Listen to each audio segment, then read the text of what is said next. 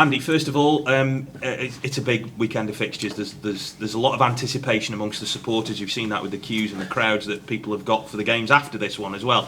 But I know it's kind of a question that we always ask you, but from your point of view and the players' point of view, what has the build-up been like? Has it just been keeping stressing that professionalism and that need to just focus? Yeah, so after Oldham, the lads had a couple of days off.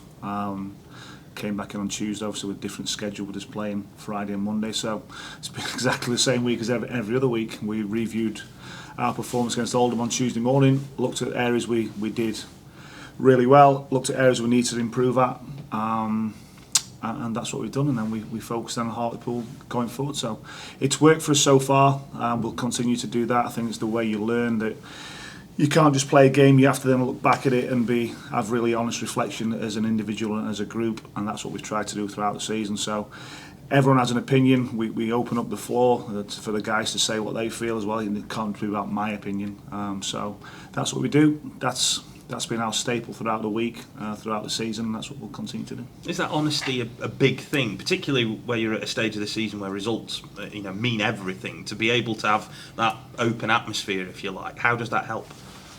I think the word honesty is one of our biggest values as a football club and certainly as a team. So you need to have the honest conversation, you need to accept the praise and the constructive criticism in exactly the same way. It's not personal, it's there to improve you.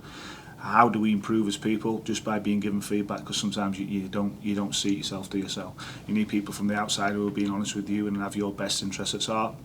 That's exactly what we do with the players. How you deliver that information is obviously key, and you need to know the personality of the player you're delivering that to. So whether that's in front of the group or whether that's a one-on-one, that's what I have to get right, and what Dean has to get right. So that's what we're trying to do. The players take on the information, we then try and implement it outside.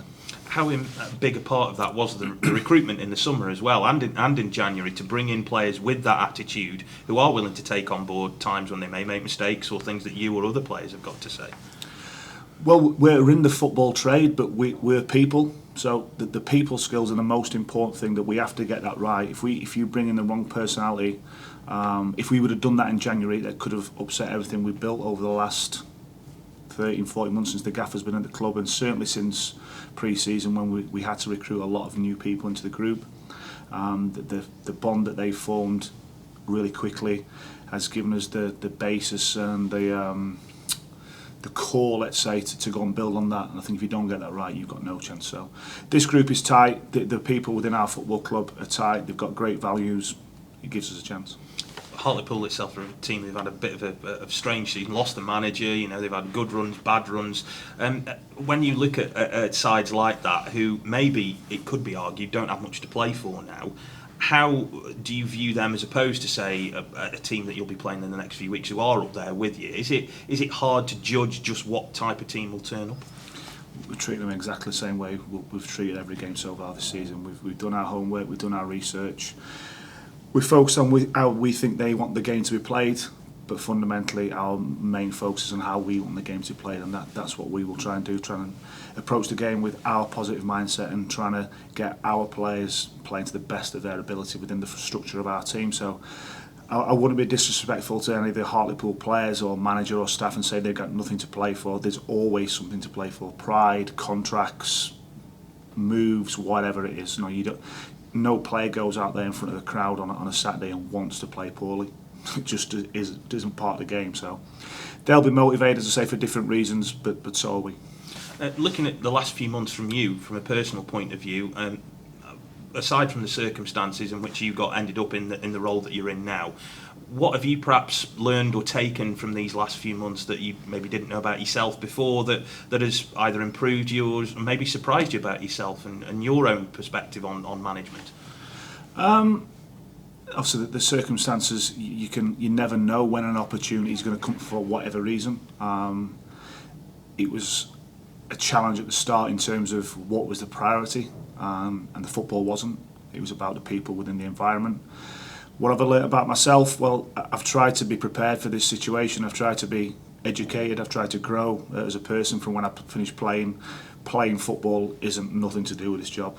Absolutely nothing. So the two polar opposites. So I've tried to put everything into practice, which I thought was important. Only other people can answer how that's gone, I've got to be honest. You've worked with some very experienced managers in your time, and obviously David Flitcroft's here now, but I'm thinking people like Nigel Adkins, who you know very well.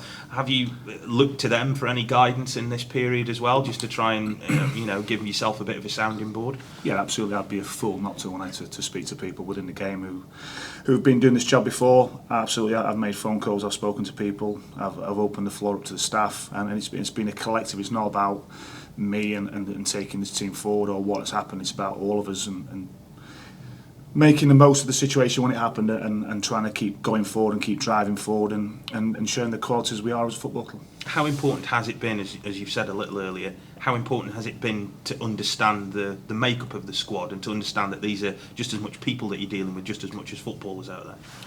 They are people. They are people. They've got everyday problems just like you guys have. So it is about the people. I think if you can get that right, you give yourself a chance on the grass. And just finally then, just looking at it, I suppose it's a really strange season for the COVID postponements from you being in charge as well. Do you ever stop and think to yourself, well, everything that we've got through at this stage, nothing been achieved, but it's just been an achievement to get this far? Yeah, listen, we had goals in pre-season.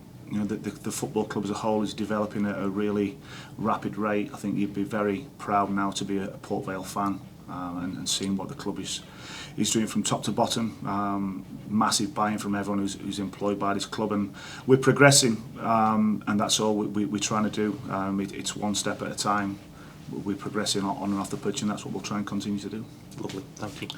Cheers. Andy, obviously, as you've said, and you've explained it very brilliantly there in many ways, but you are the go-to man now, and that responsibility is down to you. I mean, you've always had obviously the players here, the managers here, but it's your responsibility now. Have you enjoyed that side of it in terms of that you are responsible in man management, what the players do on the pitch, off the pitch? Yeah, listen, I think from how I've tried to act around the players in whichever role I've been doing is I've tried to earn their trust. And when I first came to the club back in March, I didn't know any of the players at all. So it was a short period of time with them. Obviously, I signed a full-time contract. So I've tried to get to know them as people. I think if you can do that, you're earning some trust with them as well. I think the football takes care of itself. I know where I can do it on the grass. So, as I said, only they can answer that question for me. But they have responded, everyone, and you made that point a few weeks ago that everyone, not just the 11 that started, everyone that is in the squad responded the way you would have wanted, and that's why you're in this particular run at the moment, isn't it? Yeah, it's been down to everyone. Everyone can say, oh, that person's played a more prominent part. No chance. Everyone's played the part, whatever that has been, whether it's been on the pitch, off the pitch. You guys know that some of the injured players have been scouting. Players who've represented this club this season have been doing work for us in terms of scouting as well. So when you gain that buy-in from people, you know there's something special, and because they don't do that if they don't feel valued themselves. So they're doing that for a reason, and long may that continue.